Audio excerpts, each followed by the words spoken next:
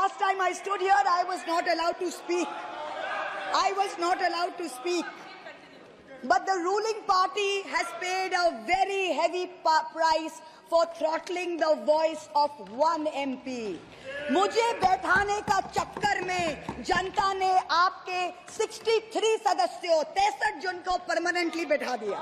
You have gone down from 303 to 240. মহুয়ামৈত্রের আগুন ঝরানো বক্তব্য। আমরা সকলেই জানি গতবার লোকসভা থেকে মহুয়ামৈত্রকে প্রশ্নকাণ্ডে তিনি নাকি সংসদে প্রশ্ন করেছেন কারো কাছে উৎকোচ পেয়ে, সেই প্রেক্ষাপটে তার সাংসদ পদ খারিজ হয় এবং তার পরবর্তীকালে 2024 যে লোকসভা নির্বাচন, তৃণমূল দল তাকে আবার প্রার্থী করে এবং তিনি জয়ী হন।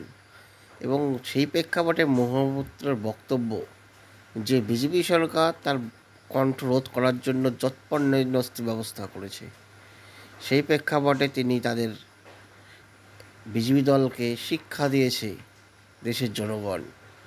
যেখানে গত বছর বিজেপির একক সংখ্যাগরিষ্ঠতা 303টি আসন ছিল, সেখানে তা এই বছর দাঁড়িয়েছে 240টি।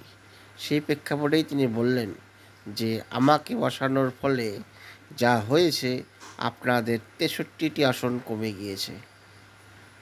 ধন্যবাদ মহুয়ামৈত্রর এইভাবে আগুন ঝরানো বক্তব্য লোকসভা সদনে আবার নতুন করে তথ্য আনুক। ধন্যবাদ।